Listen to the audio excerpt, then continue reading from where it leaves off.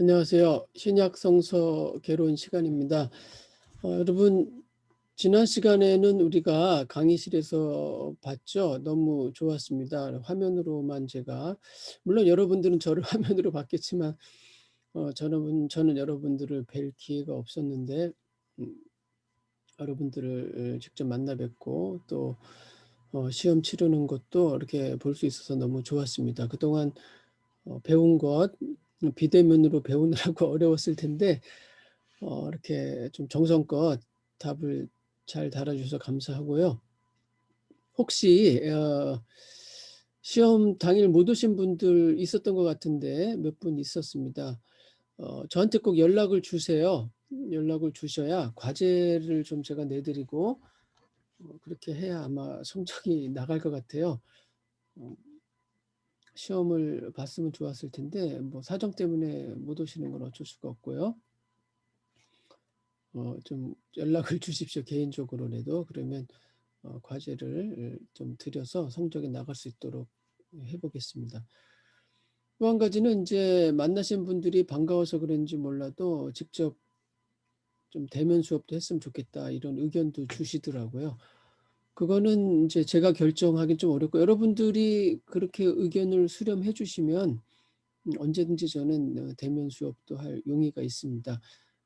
매주 아니더라도 혹시 여러분들 좀 배운 것 중에서 요런 부분 너무 어렵기 때문에 직접 꼬치꼬치 좀 따져 묻고 질문도 하고 잘 배웠으면 좋겠다 이런 것들이 있으면 종강하기 전에 한두 번 정도 세미나 형식으로 우리가 이번에 시험에 만난 것처럼 그렇게 진행해도 괜찮을 것 같습니다. 여러분들 한번 의견을 내주시기 바라고 다시 한번 말씀드리지만 시험에 참여하지 않으신 분들은 꼭 연락 주시고 과제를 좀 풀고 과제로 시험을 대치할 수 있도록 그렇게 해주시면 감사하겠습니다. 그럼 지난 시간에 이어서 바울이었죠? 바울. 여러분, 바울인데 지난 시간에 이어서 제가 준비한 PPT를 보면서 강의를 진행하겠습니다.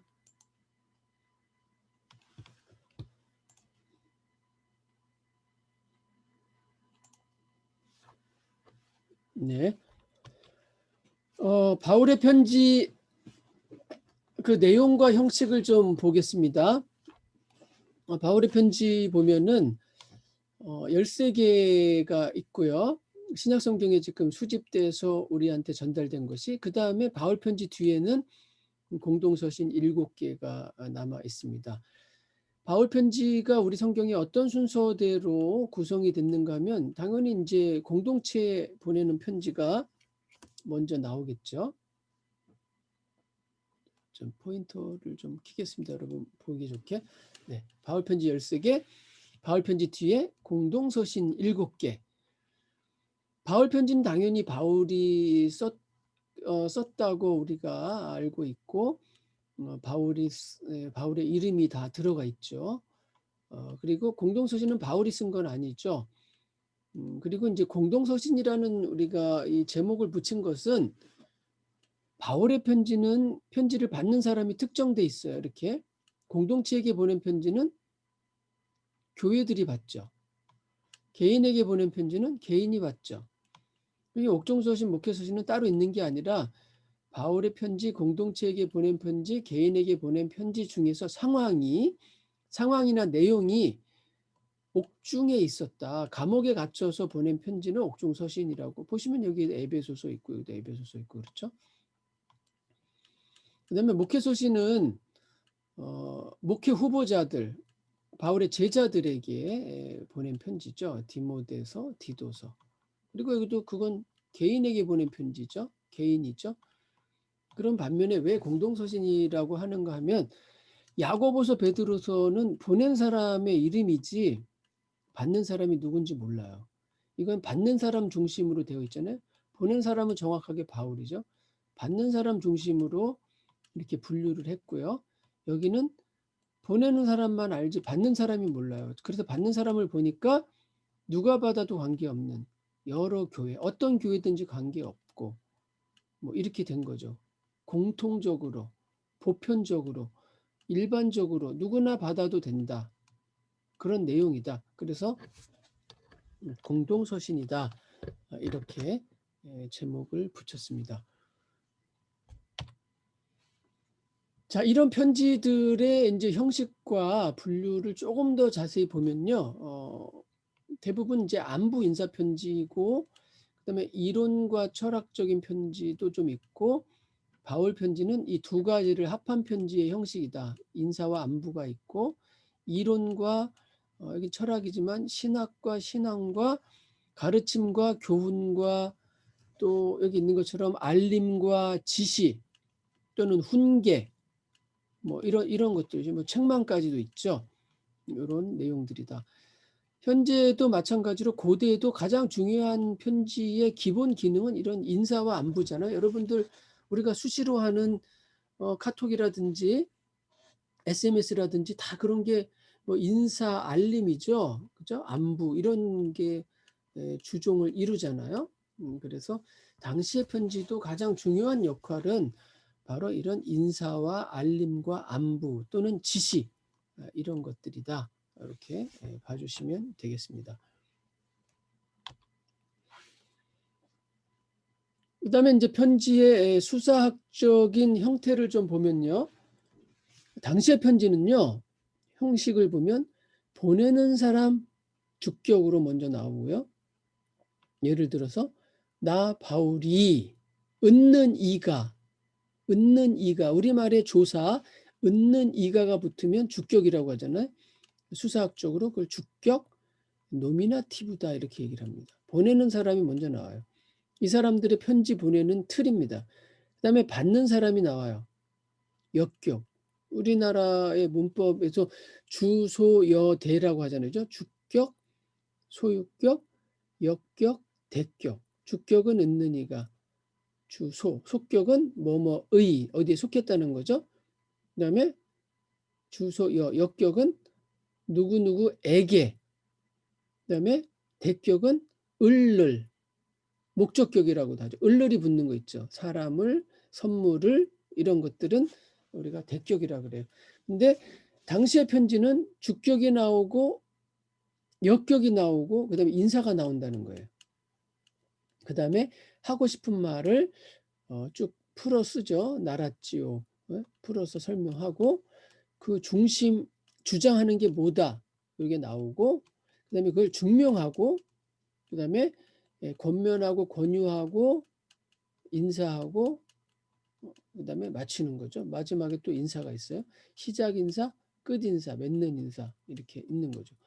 이런 형태, 이런 수사학적 폼으로 당시에는 이제 편지를 기록했다 이렇게 기억하시면 되는데 우리 편지는 어떻습니까? 요즘은 편지들 잘 안 쓰는데 옛날에 비교적 가까운 시기에 편지 쓰는 형식 또 우리나라 편지 쓰는 형식은 어떻게 되죠? 제일 먼저 누구에게죠. 우리는 누구에게 받는 사람이 먼저 나와요. 지금 당시의 고대의 편지는 보내는 사람이 먼저 나오죠.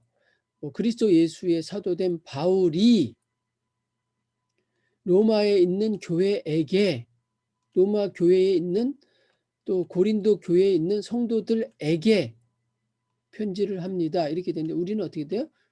누구가 보냅니다는 뒤에 나오죠. 뭐 몇 년 몇 월 며칠 누구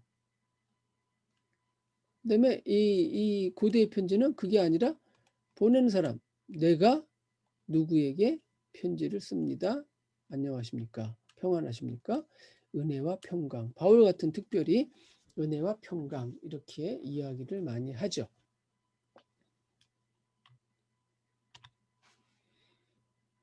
바울 편지의 특징을 한번 볼까요? 아까 말한 대로 누구가 먼저 나오죠. 바울이 또 자기의 직책이나 별명이 나와요. 그리스도 예수의 사도된 바울은 또 함께 편지 쓰는 사람 같이 나옵니다.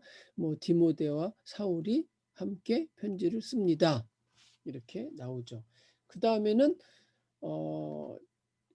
내가 어떤 일을 과제, 임무, 직분을 갖고 있다. 뭐 이런 것도 있고요. 그 다음에가 수신자가 나온다 그랬죠. 고대 편지는 보내는 사람 수신자. 교회에게 에클레시아가 교회잖아요. 교회에게 로마 교회 또 고린도 교회, 에베소 교회, 빌립보 교회 또는 교회가 아니면 뭐 가정교회 성도에게, 성도들에게, 그리스도의 사람들에게. 그다음에 이제 인사 나온다 그랬죠. 은혜와 평강 이렇게 되어 있는데 또 은총과 평강 이렇게 번역하기도 하고요. 그래서 은혜, 은총은 대표적인 서양의 인사 형태예요. 샤리스, 기쁨, 행복, 행복하게 지내세요. 기쁘게 지내세요. 이렇게. 그다음에 평강, 평안하세요. 안녕하세요. 이게 뭐죠? 평안, 안녕, 평강, 샬롬이죠. 이거는 동방의 인사라고 할 수 있어요. 동방에서는 중동이나 이스라엘 대표적으로 샬롬, 그죠? 뭐 중동 사람들 샬람 알레이쿰, 그죠? 이런 것처럼 샬롬을 인사를 한다. 근데 바울은 이 둘을 합해서 서양적 인사, 은혜와 평강을 결합해서 이중적으로 기원을 인사를 하고 있다. 그 다음에 하나님과 예수 그리스도를 종종 같이 결합해 쓴다. 하나님의 뭐만 쓰지 않고 예수 그리스도의 묘만 쓰지 않고 그렇게 쓰는 경우도 있지만 하나님과 우리 주 예수 그리스도, 우리 아버지 하나님과 우리 주 예수 그리스도 이렇게 많이 쓴다는 거죠. 그다음에 이제 수신자를 부르면서 보통 본문이 시작하죠. 형제여, 자매여 하면 이제 본문이 시작한다는 사인입니다. 그다음에 끝부분은 칭찬과 훈계, 그다음에 인사, 또 개인적인 인사, 아는 사람에 대한 인사를 쭉 열거해서 인사를 하고 있고 마지막 맺는 인사 뭐 그렇게 하는 경우가 있고요. 그다음에 이제 특별한 경우 전달해 주는 사람, 누구 손에 전달한다. 누가 편지를 대신 쓴다. 이런 내용들이 추가되는 경우가 있죠. 대표적으로 이제 바울의 편지에서 로마서 같은 경우에 아주 복잡하고 내용이 깁니다. 그래서 이런 거는 특별히 전문 편지 쓰는 사람, 전문 대서하는 사람, 전문 필사자, 더디오라는 사람이 쓰고 이 필사자가 그 교회 사람들하고 연관이 있거나 알 때는 편지 내용 속에 이 사람도 등장해서 편지를 대신 쓰는 누구도 인사를 합니다. 뭐 이런 경우가 있다는 거죠. 로마서가 대표적으로 그렇고요.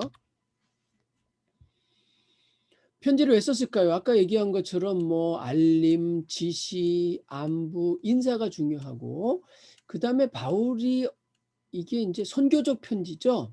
왜 선교적 편지냐면은 이 바울의 편지는 바울이 어디 가서 교회를 개척하고 선교하고 그다음에 거기서 3개월, 6개월 머물다가 교회를 안정화시키고 그다음 지역으로 이동해서 또 교회를 세우잖아요.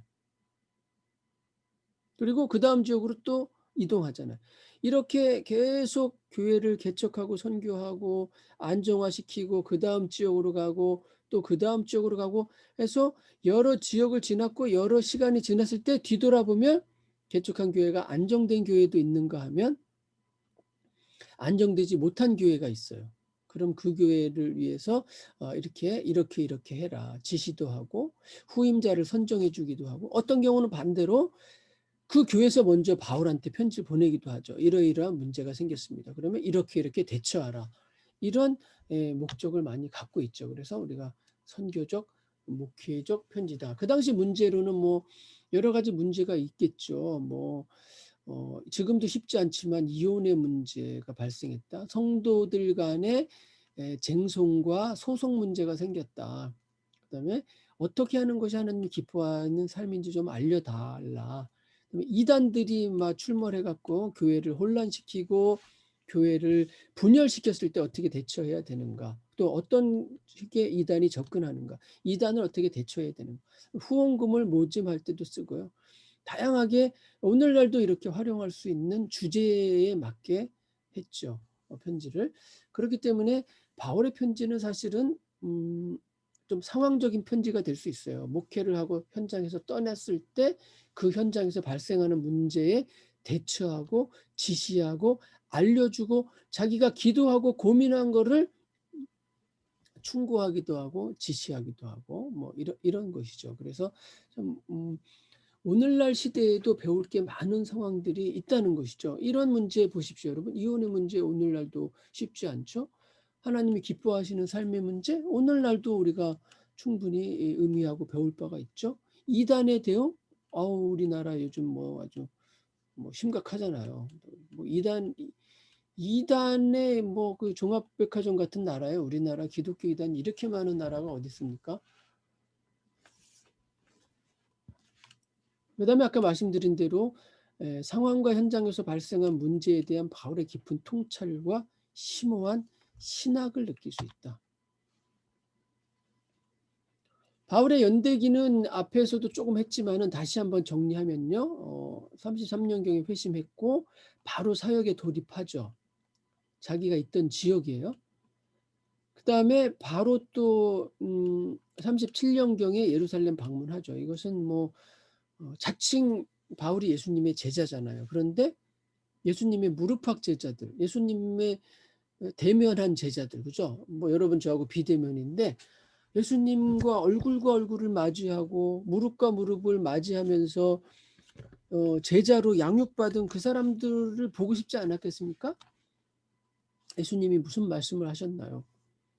예수님은 어떻게 우리를 가르쳤나요? 뭐 예수님의 특징이 어떤, 그래서 회심하고 3년 정도 있다가 개발을 만나러 예루살렘에 올라가서 2주 정도 있었던 것이 아마 1차 예루살렘 방문으로 볼 수 있고, 2차 방문은 바울의 그 유명한 1차 전도 여행이 끝난 후에 발생한 사도회의, 예루살렘 사도회의 때 이방인의 문제를 대표적으로 아마 논의를 했겠죠. 이방인들도 복음의 문이 열려갖고 예수 그리스도를 구주로 받아들였는데, 원래 기독교라는 게 유대교 출신의 나사렛 일종의 파에서 나왔다고 봤을 때 유대인들은 성전에 가서 기도도 하면서, 우리 사도행전 2장에 보면 그렇죠. 정해진 시간과 때 성전에 가서 성전 예배에도 참여하고, 또 주님의 부활하신 날에는 또 예수 그리스도를 기념하고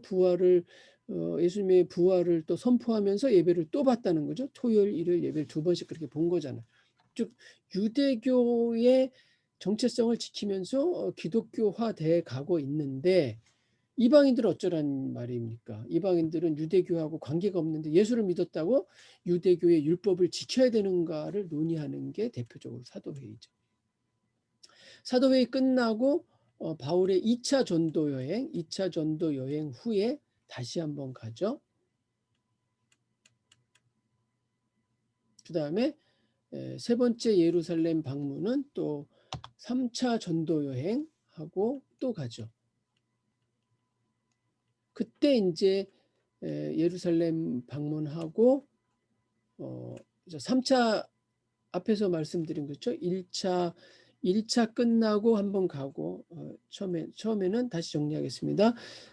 사역 시작하고 한번 가고, 1차 전도여행 끝나고 한번 가고, 2차 전도여행 끝나고 한번 가고, 3차 전도여행 끝나고 또 방문한 게 마지막 방문. 그때 잡혀서 후원금 방문이죠. 이때는 후원금을 전달하러 방문하고 3차 전도여행 중에 하나죠. 이것도 방문해서 잡혀서 가이사랴와 예루살렘 왔다 갔다 하면서 재판을 받고, 총독이 바뀌면서 재판이 길어지고 바울이 여러 가지 아마 고민이 있었겠죠. 로마로 가고 싶은 것도 있고, 로마에 항소를 했을 때 자신의 재판 결과가 바뀌지 않겠느냐라는 기대감도 있었을 것이고, 그래서 로마의 황제에게 항소를 해서 이제 로마로 가게 되는 것이죠.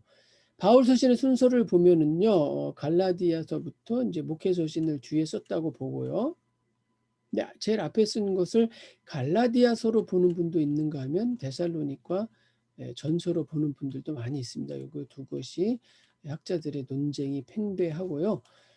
그 다음에는 대충 뭐 순서들이 고린도 전후서, 물론 이것도 이게 100% 맞느냐 이렇게 얘기하면 어렵지만 아마 이 순서로 기록될 것이다. 목회서신은 마지막에 늦게 집필된 것으로 그렇게 보고 있습니다.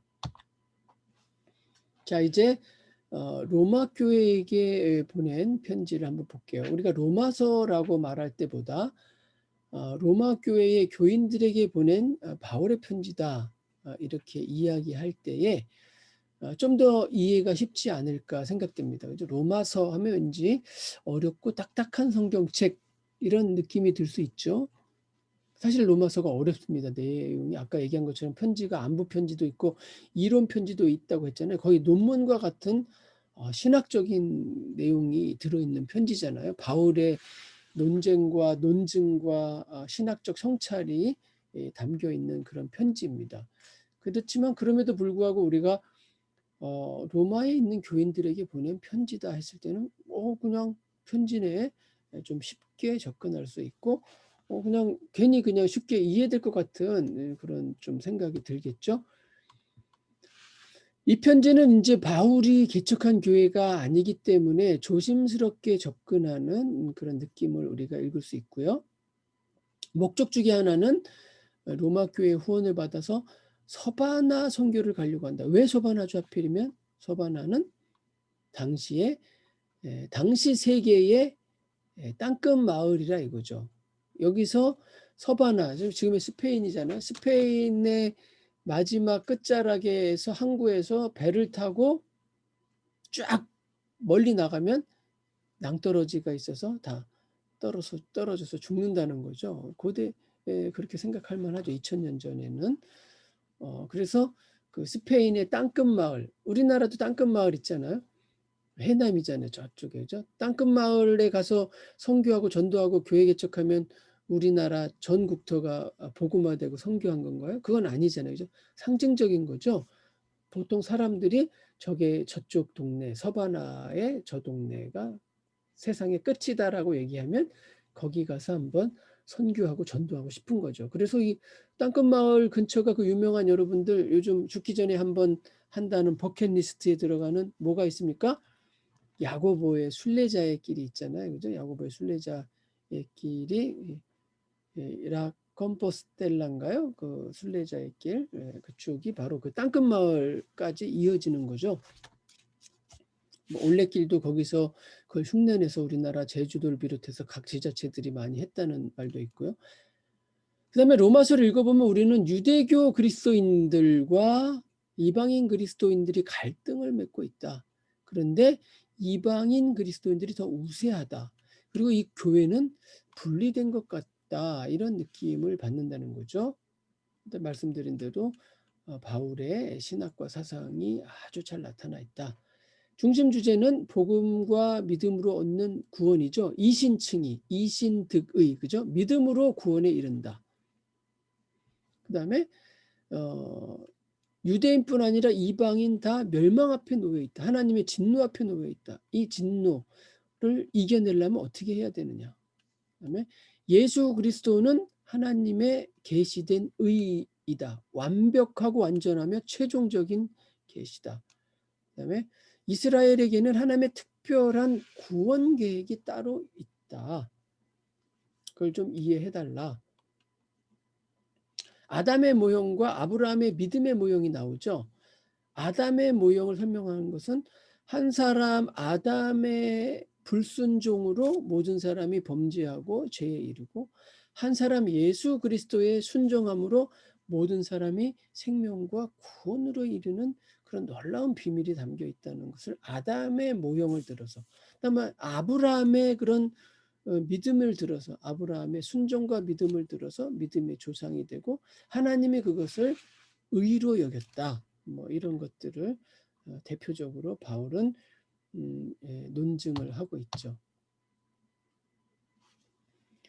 바울의 편지는 56년 봄에 고린도에서 집필한 것으로 추정된다라고 봤을 때에 바울의 2차 전도 여행 바울의 저기 56년이면 2차 전도 여행이 바울이 첫 번째 고린도에 방문한 거니까 3차 전도 여행이죠.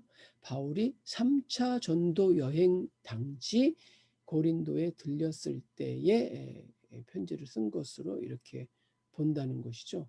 그러니까 로마서는 고린도서보다 더 늦게 쓴 걸로 이렇게 추정을 하는 것이죠. 말씀드린 대로 더디오라는 이제 대서자가 필사자가 대신 편지를 썼다. 뭐 바울은 불러준 거죠. 그래서 좀 아이러니한 재밌는 얘기될 수도 바울이 썼냐?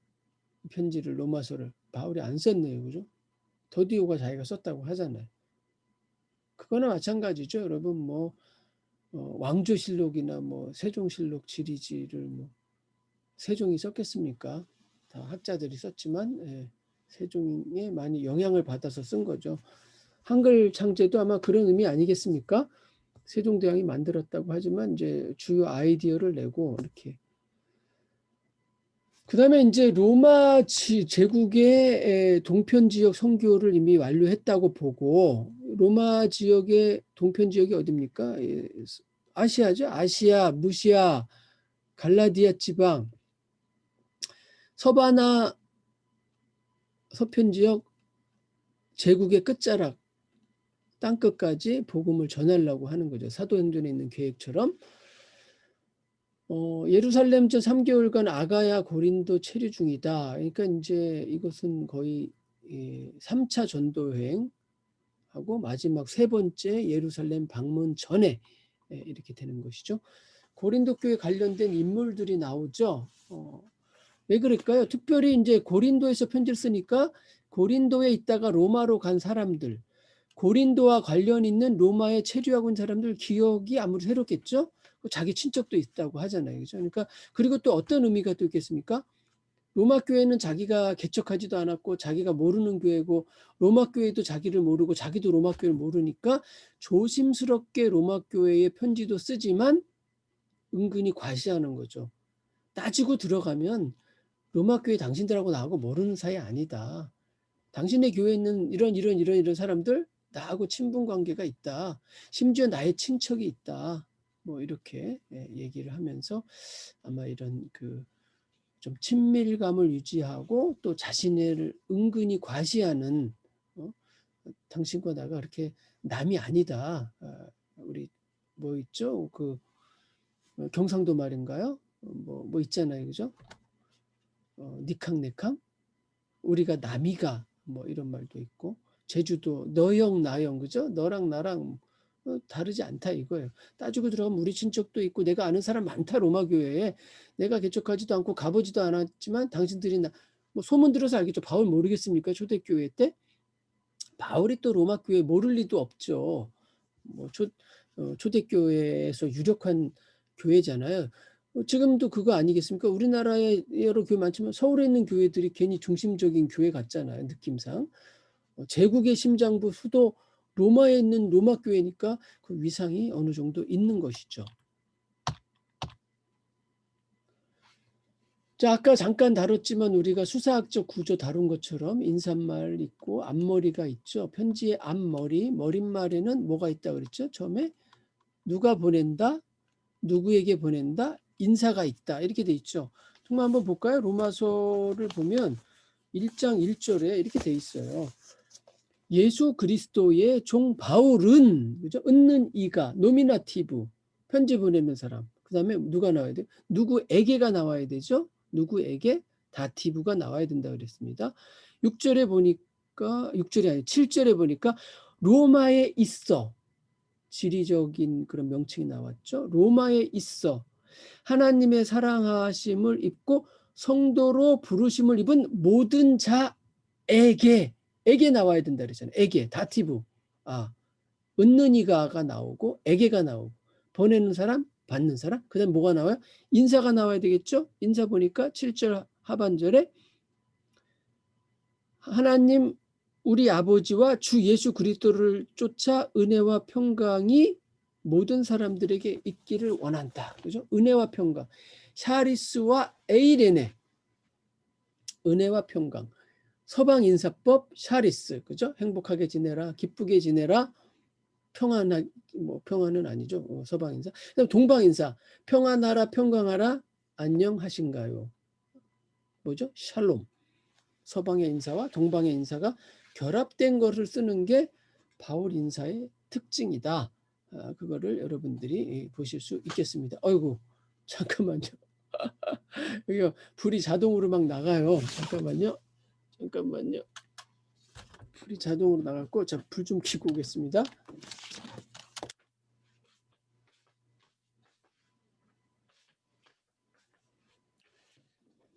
그다음에 이제 본문이 시작되는 거죠. 본문의 첫 번째 주제, 세상의 지와 하나님의 의로움. 본문의 큰 주제는 믿음으로 계시는 하나님의, 그죠? 이신득이, 이신칭의의 주제가 로마서의 핵심 주제입니다. 갈라디아서 마찬가지. 이신칭의, 이신득이. 그걸 전개하기 위해서 그 전에 뭐죠?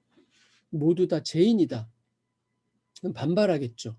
어떻게 반발합니까? 유대인들은 우리는 아브라함 때부터 택한 백성이고 모세가 율법을 줬고 율법을 지키면서 사는데 내가 왜 죄인이냐? 이방인들은 하나님 몰랐는데요. 하나님은 뭔 관계에서 우리 들은 바가 없는데 왜 우리 갑자기 하나님 모른다고 죄인이라 그러면 안 된다. 라는 얘기를 하는 것이죠. 그래서 이제 그런 걸 보면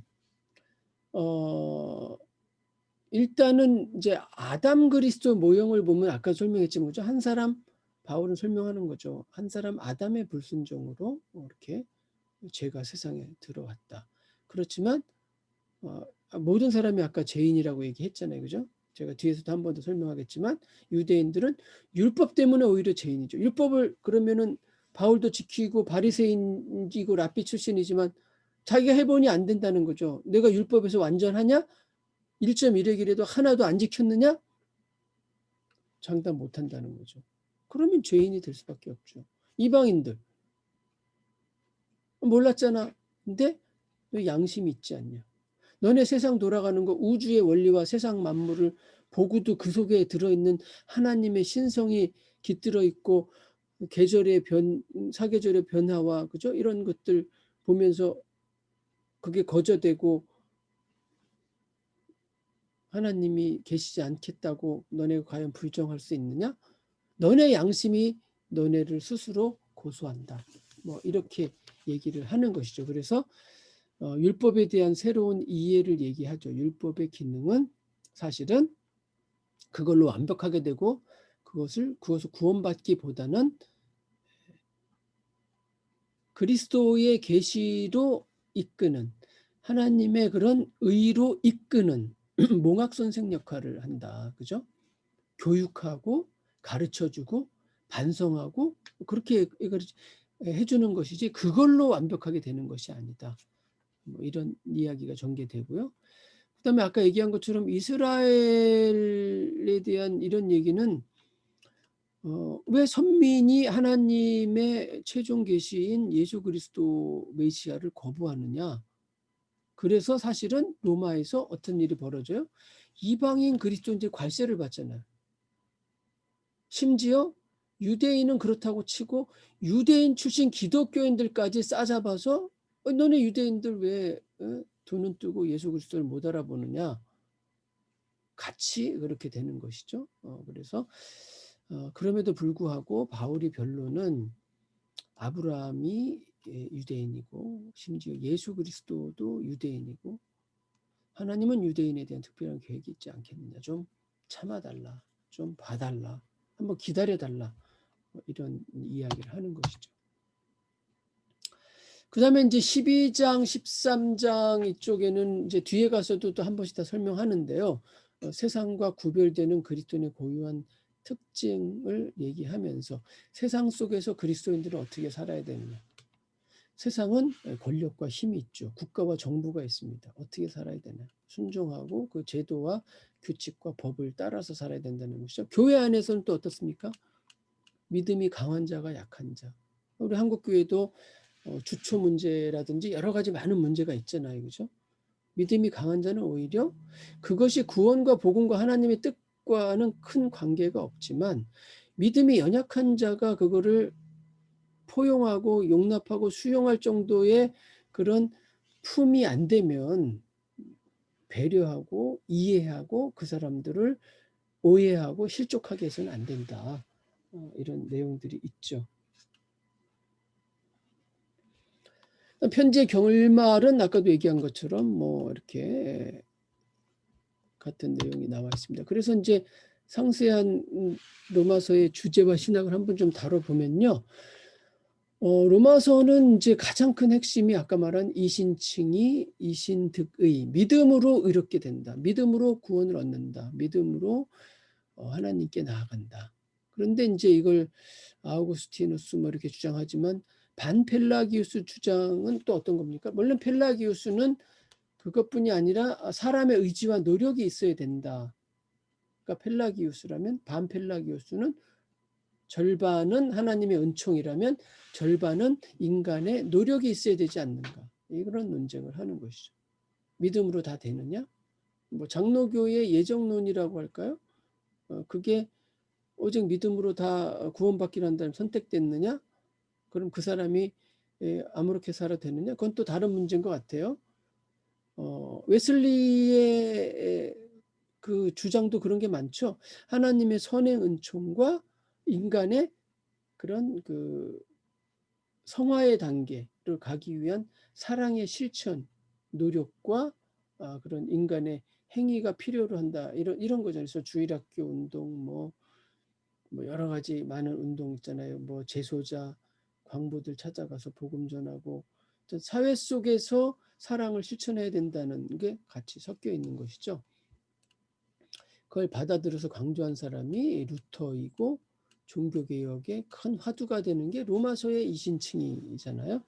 지금이 우리가 10월 마지막 주간이 바로 그런 주간이잖아요. 종교개혁 기념 주간인데 로마서, 루터, 이게 로마서와 루터, 이신칭이 이런 것들이 이 종교개혁 주간에는 아주 중요하게 다루어지는.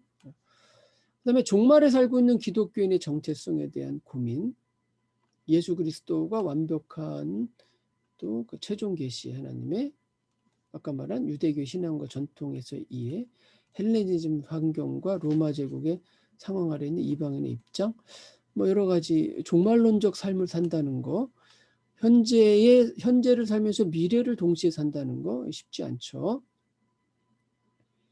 그다음에 이제 로마 교회 교인과의 소통 문제 아까 얘기했죠. 자신이 개척하지 않은 교회 뭐 계속 반복되지만 좀 조심스럽게 접근하지만 그럼에도 일체감을 형성하고 도움을 받아서 선교를 갔으면 하는 그런 이제 내용들이 들어 있고 특이한 것은 이제 바울의 다른 편지를 보면 꼭 에클레시아가 나타나고 에클레시아로 부르는데 로마 교회 그렇게 부르지 않거든요. 그래서 바울이 좀 구별하는 게 아닌가. 바울 자신이 또 선을 긋는 것이 아닌가. 자신이 개척하고 선교하고 세운 교회들은 에클레시아로 부르고 그냥 로마 교회는 꼭 그렇게 부르지 않았다. 이런 게 좀 특이점이 있고요. 아까 말한 이제 그 하나님의 의와 세상의 불이 모든 사람이 하나님 앞에서 죄인이라는 도식과 그런 논지가 바로 이거죠. 유대인은 율법을 통해서 오히려 죄를 인식해야 된다는 것이고 이방인들은 본성을 거부한다고 했을 때 자연과 만물 안에 있는 그런 하나님의 그런 섭리 속에서 깨달았어야 되는데 깨달았지 못하기 때문에 모두 죄 아래 있다. 그렇다고 방법이 없느냐? 믿음을 통해서만이 하나님께 나아간다.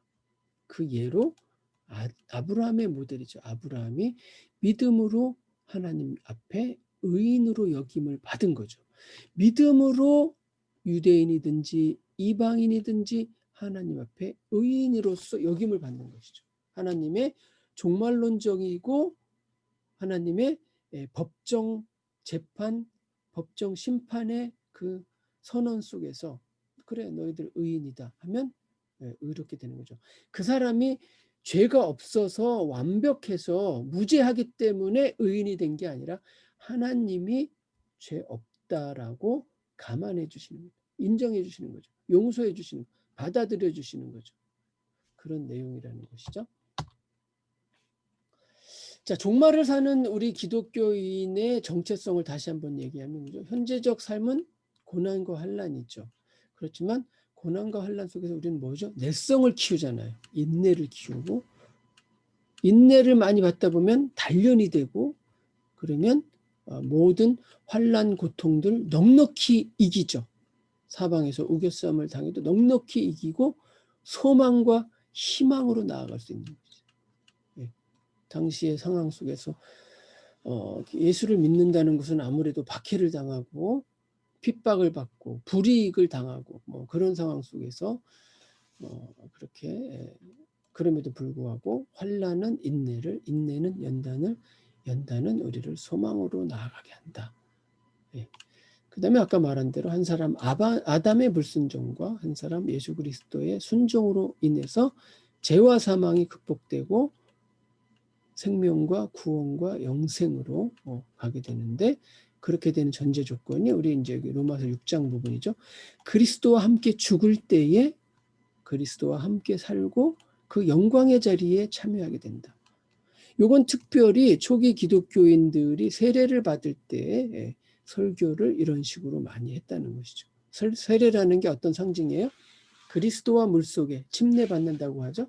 물속에 들어가서 완전히 잠기는 거죠. 죽었다는 거예요. 그리스도와 함께 죽고 다시 그 사람이 물 밖으로 나왔을 때는 그리스도와 함께 살게 되는 것이죠.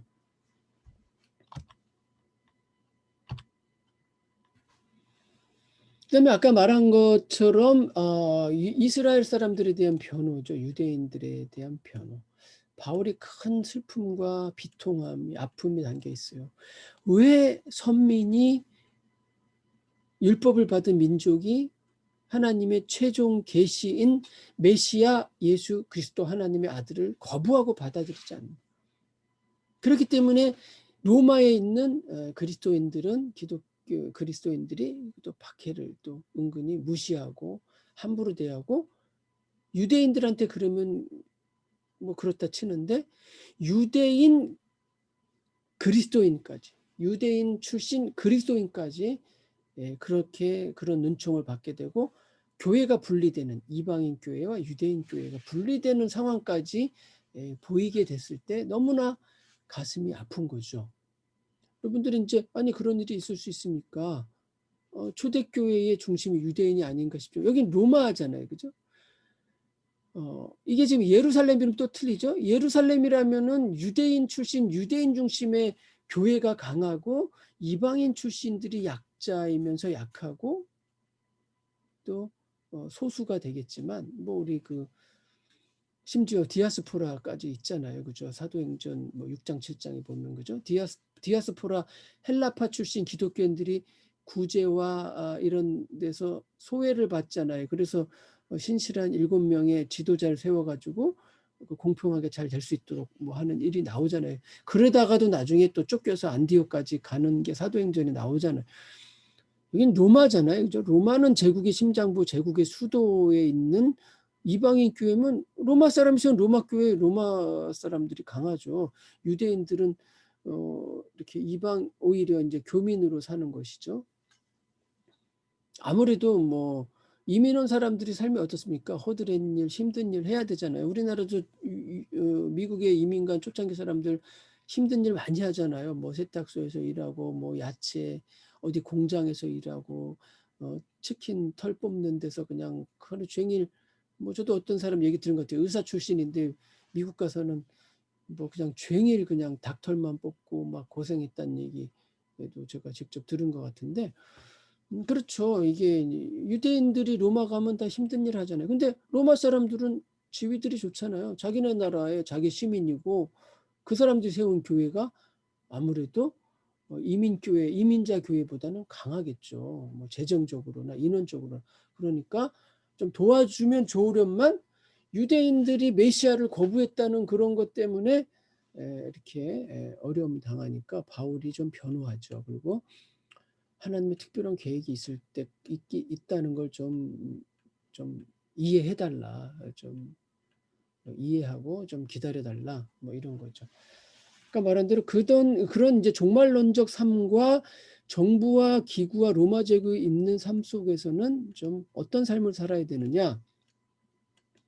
로마 제국 하에서, 정부 하에서 잘 처신해야 되겠죠. 국가와 그리스도인들은 적절한 관계를 유지하고 정부에 순종하고 살아야 되는데, 어떤 때 그러냐면 그 정부가 윤리적이고 도덕적일 땐 그래요. 근데 비도덕적이고 비윤리적일 때는 꼭 우리 그리스도인들이 그 정부에 순종하고 헌신하고 충성할 필요는 없다는 것이죠. 로마 제국 초창기와 뒷부분에 가서 완벽하게 틀리죠. 우리가 그걸 어디서 읽을 수가 있습니까? 계시록을 읽으면 그렇게 되죠. 계시록이 어떻게 되어 있습니까? 이때는 국가에 순종하고 국가에 충성하고 국가의 말을 따라야 된다. 법과 질서와 제도를 지켜야 된다라고 가르치지만 계시록에 가보면 어떻게 됩니까? 그 정부가 타락하고 비도덕적이고 비윤리적일 때는 그 정부를 뭐로 불러요? 계시록에 보면 무수히 많이 나오는 그 유명한 단어 있지 않습니까? 제국을, 정부를, 국가를 뭐라고 불러요? 짐승이라고 부르잖아요. 이건 짐승인 거죠. 짐승. 이건 나라도 아니다. 짐승이다. 물어뜯고 박해하고 갈기갈기 뜯고 그때는 저항을 하는 거죠. 대항을 하는 거죠. 그 다음에 종말론적 삶이라는 것은 이제 대표적으로 너희 몸을 거룩한 산제사로 드리라. 산제사라는 거죠. 산제물로 드리라는 거죠. 너희 몸을 산제물로 드리라. 산제사가 되라. 살아있다는 게 뭐, 제물이 살아있다는 게 무슨 뜻입니까? 제물이 살아있다. 제물이 죽었으면 일회적인 예배고 일회적인 하나님과의 만남인데 제물이 살아있으면 어떻게 돼? 제물이 돌아다니잖아요. 죽지 않았으니까. 근데 제물이 있는 곳은 어디죠? 제물이 있는 곳이 제단이죠. 제물은 제단에만 있잖아요. 근데 너희는 산제물이면 어디야? 재물이 막 돌아다녀요. 가정으로 갔다가 학교로 갔다가 직장으로 갔다가 그러면 어떻게 돼? 재물이 있는 곳이 제단이 되고 제단이 되면 거기 누가 있어요?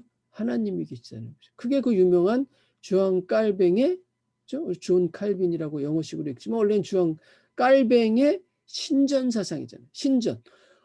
언제 어디서나 상시 하나님 앞에 있는 사상이죠. 코람 데오라고 하잖아요. 라틴어로 코람 데오. 하나님의 면전 앞에 있다. 언제든지. 바울의 이 얘기에 마찬가지죠. 왜? 산제사니까, 산제물이니까. 제물이 살아서 돌아다녀. 그 일에 딱 한 장소에 머물러 있는 것만 아니죠. 교회에 있을 때만이 아니라 그 제물이 돌아다니는데요. 곳곳이 다 제단이 되는데 그럼 곳곳이 다 하나님이 계시고 신전사상 언제나 하나님 앞에 있다.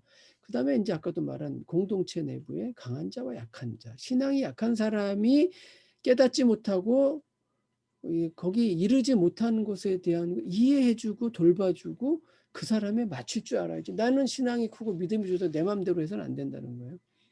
믿음이 없는, 믿음이 약한, 연약한 자에 대한 배려와 돌봄이 필요하다.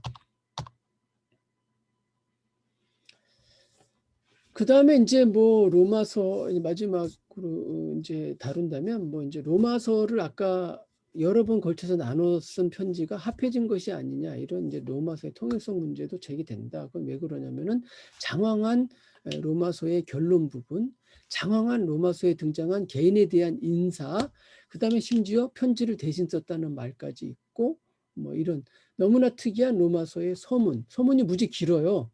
다른 이제 서문들은 짧게 바울이 보낸다, 어느 교회에게 보낸다, 은혜와 평강하고 본문이 들어가는데 막 신앙 고백하고 그죠? 뭐 다윗의 자손이요, 뭐 영어로는 또 뭐 성령의 뭐 이게 있잖아요. 로마서 막 아주 길게 나와요. 그래서 아주 독특하게 구조가 바울의 기존의 편지하고는 너무나 다릅니다. 그래서 바울 편지 로마서의 통일성 문제가 있습니다.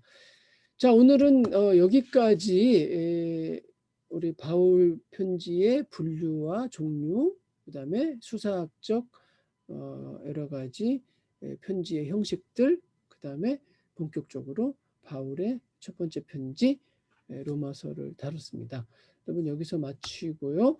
다음 시간부터는 이제 뭐 고린도전후서 쭉 있지만은 로마서 제일 길잖아요. 고린도전후서 좀 길고 그 다음 편지는 짤막짤막해서 금방 우리가 지나갈 수 있습니다. 이 편지가 길고 로마서가 쉽지 않은 편지예요. 여러분 이제 보조서적이나 참고서적 보면서 내용을 좀 보충하시는 것이 좋을 것 같습니다. 여러분 수업을 경청하시느라고 수고 많이 하셨고요. 말씀드린 대로 중간고사 참석하지 못하신 분 저한테 꼭 연락 주시고 과제를 받으셔서 중간고사 대치할 수 있도록 해주시기 바랍니다.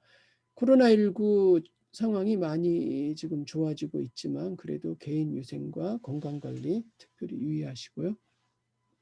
말씀드린 대로 대면 수업을 종강 전에 한두 번 하길 원하시면 여러분끼리 의견을 모아서 언제 한번 해달라고 하면 그때는 좀 이제 대면 수업을 하고 여러분들이 저한테 계속 꼬리에 꼬리를 무는 질문과 궁금한 것들이 있으면 다 물어주시고 제가 또 상세하게 이렇게 설명해 드리도록 하겠습니다. 여러분들 오늘 수고 많이 하셨습니다. 감사합니다.